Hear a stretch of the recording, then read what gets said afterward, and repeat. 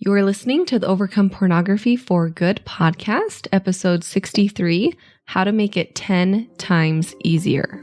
Welcome to the Overcome Pornography for Good podcast, where we take a research-based, trauma-informed, and results-focused approach to quitting porn. This approach has been revolutionary and changed thousands and thousands of lives. I'm your host, Sarah Brewer. Hey, you guys, welcome to the podcast episode this week. Hope you guys are having a wonderful week. Spring is officially here. Now, I hope that means that there's no more snow here in Utah. But geez, it's been so nice having, I can't believe how light it is. It's 7:30 at night, and usually it's dark by now, but it's still so bright outside. I love it. I love this time of year when things start to come back to life. I love just the seasons, and I love how symbolic they are of our lives. You know, we go through periods of summer, winter, spring, and fall, and we can offer ourselves a lot of grace when we're in these different periods, and always look forward to spring, and always look forward to, things coming alive again and things getting better. Sometimes it's hard to remind yourself that when you're going through something. So if that's you right now, if you're just going through it and things have just been kind of hard, it will get easier. Eventually, it will get easier. It's just, how everything works, how seasons work, how life works. We see that in a lot of examples in nature, and, things suck and then they get better. I am pretty sick this week. And so, hopefully my voice keeps going as I'm doing our podcast episode today. Might have to stop for a lot of water breaks, but let's jump into it today. First, before we start the content, which I'm sure you're just dying to hear, how can I make quitting porn 10 times easier? I'm going to tell you how. I'm going to tell you exactly how. But before, I want to celebrate one of my clients, celebrate some wins with overcoming pornography. This client sent in, I've had 3 wins this week. Number 1, I had a great conversation with my family about the program and how these first few weeks have been the most hopeful I've been in a very long time. And I don't feel like I just have to be resigned to dealing with porn for the rest of my life. Oh, I love that. I love reading that. No, and it makes me sad that that's so much of the narrative we have around pornography is, oh, sorry, this is just something you have to deal with forever. Bummer. No, you don't. So awesome win. Number 2, I had 1 slip up, but I didn't fall into my normal binging afterwards. Oh, so good. That is such a win. Okay. There's the 2 parts of pornography use and of our slip ups. There's the moment before and there's the moment after. So the moment before is, what were you thinking? What led you to view the pornography? What justifications did you have? What were you buffering from? Right? All this stuff. And the moment after is, was I feeling shame? Did I fall into binge cycles? How was I thinking and feeling about myself after I did slip up? Now, this moment after viewing pornography has so much more power than the moment before. Okay. The moment after, what you do, how you talk to yourself, how you handle that, it can turn one slip up into days and days and days of slip ups, or binges of slip ups, or, instead of, oh, we just had this one slip up, it's now, oh, things are horrible, I suck, right? It's so much more powerful than that moment before. So being able to stop that binging pattern and to really fix that after moment is huge. So huge. Great work. And then number 3, they said, instead, I processed the next few urges to get past that cycle. I cannot even adequately congratulate you for how big that is. And, those of you who are having similar wins, keep it up. Make sure that you are celebrating your wins and congratulating yourself and building that momentum to keep going. It's funny, I was talking to Tina and Kat, who you're going to meet here in the next couple of weeks. I'm going to have them on the podcast. They are my coaches that work with me in the program. I've hired them to come do one-on-one coaching, and they'll occasionally do group coaching, occasionally do workshops. They are incredible. I'm so excited for you to meet them. But I was talking to them this week, and we were talking about how it's so interesting with our clients that even the ones who are making really quick, amazing progress, sometimes they stop and they don't see that progress, even if it's super clear, even if it's like, no, like I'm not looking at pornography, our brains just want to go to, well, I'm doing these things wrong, or maybe I'm doing it wrong because I'm not looking at pornography. It's so funny how often I hear that, like, no, I'm doing really well. And maybe that means I'm doing something wrong. Maybe that means in the future, I'm going to go back to it. Maybe I need to be doing more. No, like stop and notice how your brain always wants to tell you that you're doing it wrong, and then redirect it and choose again. Tell yourself, no, look at all these things I'm doing right. I'm choosing to celebrate my wins here. So awesome. Awesome. Great work. So how to make it 10 times easier. Let's talk about this. I was talking recently to a friend about how it seems like every 5 years or so, I go through something really heart-wrenching and really difficult. And she said, oh yeah, that makes sense. And, I actually read a book that says that every 9 to 18 months, we go through something hard and some difficult change. And I was like, oh yeah, I see that. I totally see that. And I started thinking, every 9 to 12 months, writing down difficult things I've gone through or difficult things I've done. And I started thinking about and wondering what the difference was between those things I went through and that I accomplished that were difficult, and the things I went through that were like heart-wrenching and gut-wrenching and extremely difficult, right? And I found a pattern. I see myself as someone who has a really great ability to overcome difficult things. And a lot of that is due to the coaching skills that I teach you, that I've practiced and that I embody and that I take time every single day to practice and to work on. But those ones that break me, that are gut-wrenching, that are heart-wrenching, that are exponentially more difficult than the others, are experiences where I'm hating myself for experiencing what I'm experiencing. I'll give you some examples here, but that was the only correlation between these moments. I'm thinking about these really, really difficult moments in my life. The only correlation between those is that when I'm going through it, I kind of hate myself for going through it. And it's interesting, right? I look at those moments and you wouldn't necessarily be able to say, oh yeah, of course that was hard. Of course that one was gut-wrenching. No, they're not obvious. But they were that way because inside in my brain, as I was going through it, I was, experiencing a lot of self-loathing. So for example, my first bouts of depression as a college student were some of the most painful, miserable moments of my life. I don't know if I've told this story here. I think I've mentioned this on the podcast a couple times, but I don't know if I've told this part.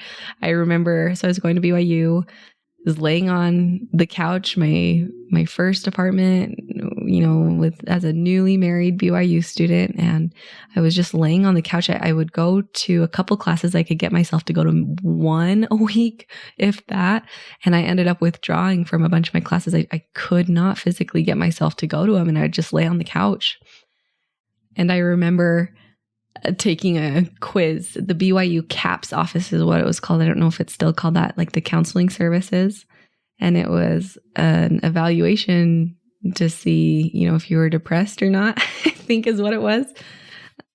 And so I was answering all the questions, and they're probably the same questions that they ask you if you go to the doctors for medication or antidepressants or something, but just, those questions. And at the end, it said, you are severely depressed. Come into the CAPS office and let us help you. And I saw that and I was like, no, that's not true. I'm just lazy.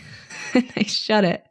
And I continued to lay on my couch for a couple months, just beating myself up and feeling horrible, and not just feeling depressed, but beating myself up for being depressed. So that's when that turned from, a difficult thing to like an extremely dangerously miserable period in my life, was when I started to hate myself for being depressed. I hated that I couldn't stop sleeping. I called myself lazy and unmotivated and constantly beat myself up. Part of that was I just lacked the education with what was going on. I didn't have the vocabulary. I didn't have the tools. This is before I found coaching. It's before I found a lot of this. But that experience was extremely difficult because I was beating myself up for it and hating myself through it. On the outside, right? It might not have looked that bad. If you were looking at my life from an outside perspective, you might not know how difficult that was for me, but it was, because on the inside, the part that no one could see, so I was hating myself for it. Another example is when I was younger, quite a bit younger, my sister passed away. And this was really difficult, but it was 10 times worse when I started hating myself for going through the grieving process. So my sister was stillborn, and I told myself I shouldn't be so sad because I never actually met her. And so I really resisted all of the grieving. I really hated myself for struggling so much. I didn't know what was normal. I didn't think I should be so sad, right? And I hated that I wasn't able to be that and to do that. And again, just lack of empathy for myself, lack of education around what was normal through that process. But I think about those couple weeks or couple months and how horribly difficult they were, not just because I was grieving the death of my sister, but because I hated myself for going through that process. I didn't think it was normal. I thought there was something wrong with me. When I feel self-loathing about my struggles, it increases the intensity of the struggle times 10. So not only is there the depression, but on top of that, there's hating myself for the depression, right? Not only is there the grief, but on top of that, there's hating myself for grieving, right? This can apply to all sorts of things, right? Maybe being single or you have a breakup and that's really difficult. But if you layer hating yourself for going through a breakup or for being single, it'll make it 10 times harder.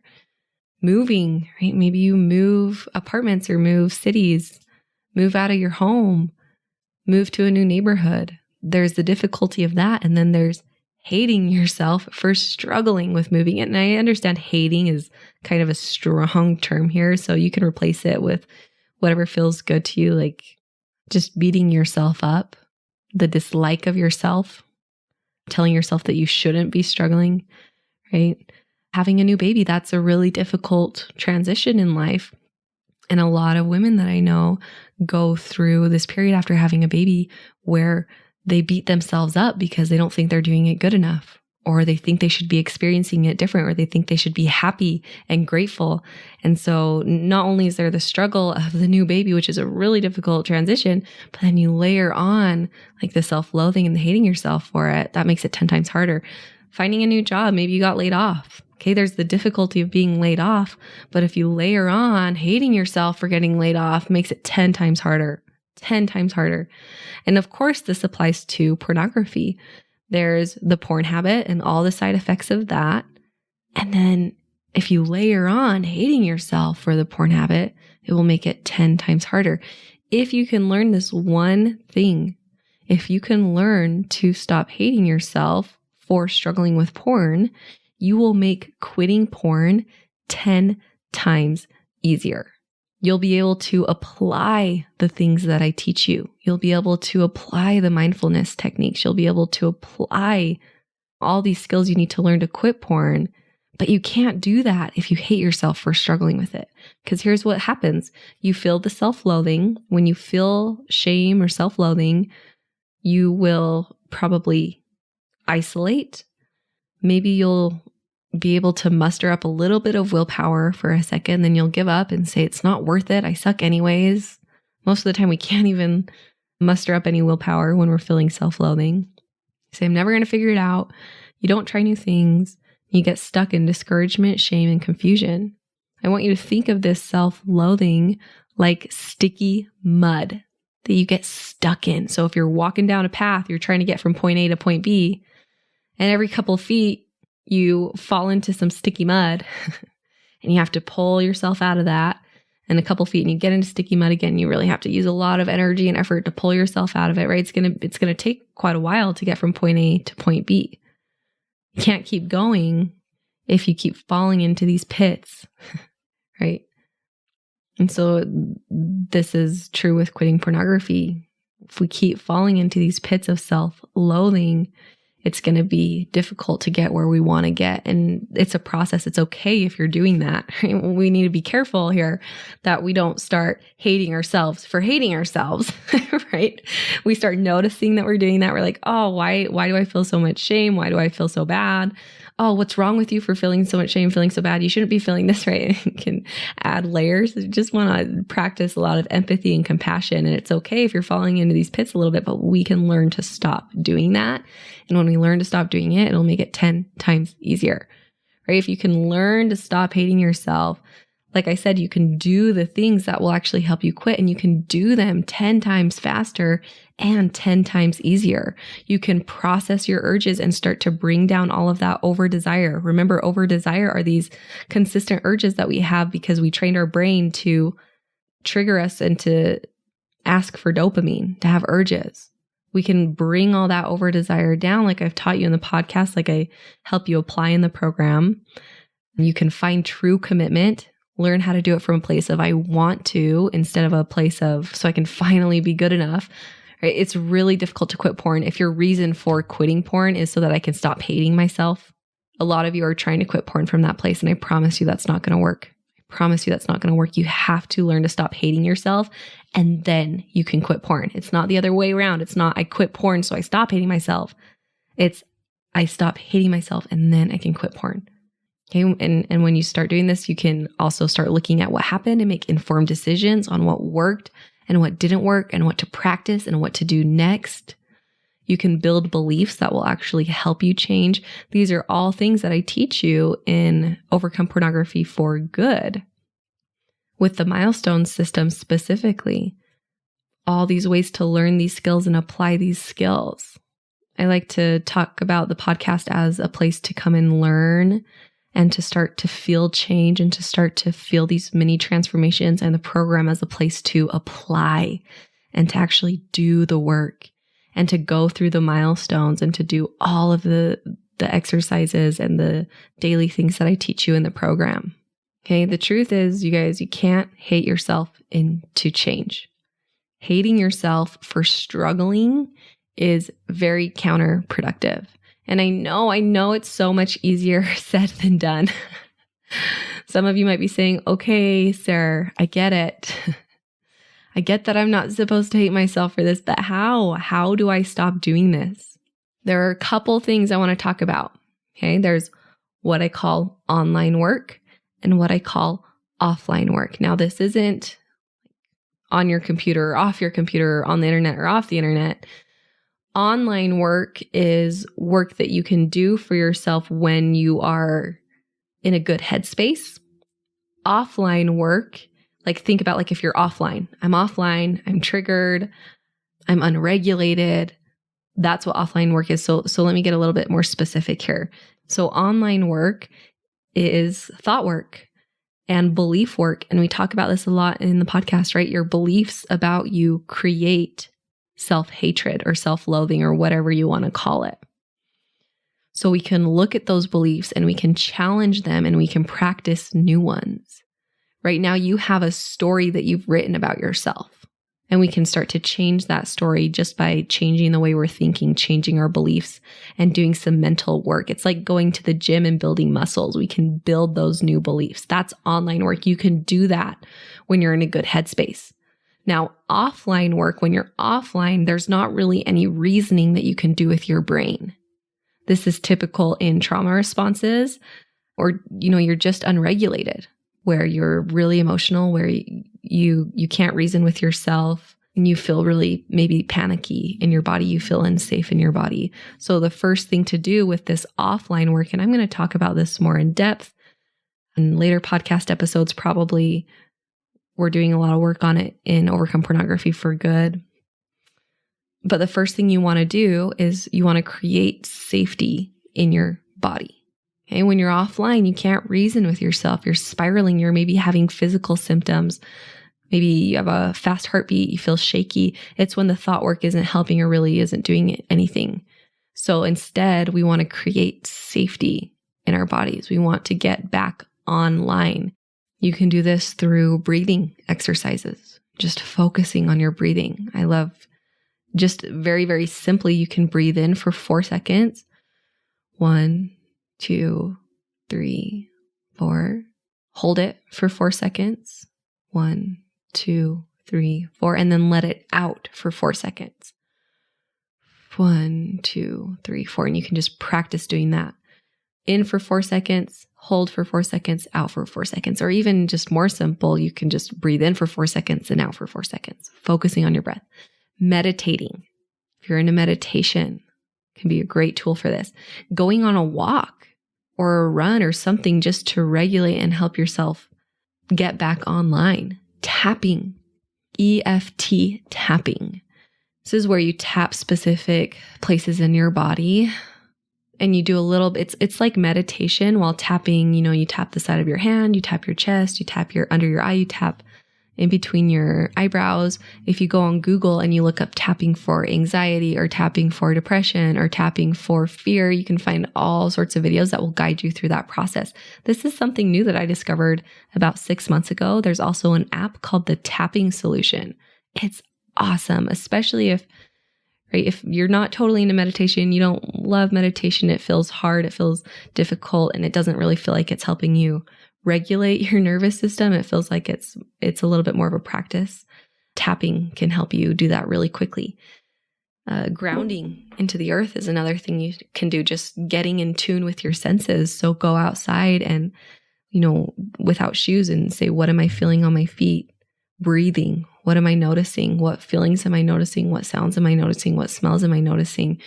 And of course, repeating phrases like, I am safe. I am experiencing these emotions, and that doesn't mean they're true. Reminding yourself that you're safe and you're okay, and breathing through your body sensations. Similar to what I've taught you to do to process emotions and sit with emotions. And after we do this, after we're online, that's when we can change and go to the thought work and start to change how you think about yourself. And you guys, this is a process. Right? This is a process, and it's so interesting. I tell my clients, when we're doing this work, I'm like, this work of changing how you think about yourself, this is the real work. You think that the work is going to be to stop looking at porn and to not look at porn and to keep yourself from looking at porn. But the real work is changing how you're thinking about yourself. And as you do that, you will change your porn use. Okay? Now really hear me on this. As you change how you think about yourself and your beliefs about yourself, that will change your porn use quicker than just focusing on the porn use and just focusing on not looking at porn. And I can help you with this. So if you want to make it 10 times easier, you've got to come to our weekly coaching calls in Overcome Pornography for Good. You get lifetime access to these. So this is what makes my program so much different than anything else, right? We're changing from the inside out. It's not just a don't look at porn program. It's learn how to be your best teammate, change from the inside out, change how you view yourself, change how you think about yourself, stop using willpower. Here, practice these mindfulness techniques to breathe through these urges, right? Change how you think about yourself, and then here, use all these tools to quit porn. And I'm here to walk you through every single step. Lifetime access to the help, lifetime access to the coaching calls. I don't want you to have to feel like you have to do it on your own anymore. And this container that I've created in the program is the best place for you to get help and for you to make your life without pornography, your porn-free life, a reality. So let's get to work. Let's do the real work of learning how to stop feeling the self-loathing on top of your struggle. That'll make it 10 times easier. Okay, you can see details if you want to sign up for the program. If you're feeling that call, if when I talk about it, you can feel yourself get excited, listen to that intuition that's telling you that this is a place that you need to be. So you can go and look at all the details at sarahbrewer.com/work with me. And in the meantime, be kind to yourself. Have compassion and empathy and patience. You got this. We'll talk to you next week. Bye-bye. I want to invite you to come and listen to my free training called How to Quit Viewing Pornography, even if you've tried in the past. If you like the podcast, you will love this free training. We talk about, number one, how to not rely on willpower or phone filters so that you can actually stop wanting pornography. Number two, how to guarantee that you won't fail no matter how many times you've tried in the past. And number three, how to feel good about yourself while becoming someone who doesn't struggle with pornography. You can access this training at sarahbrewer.com/masterclass.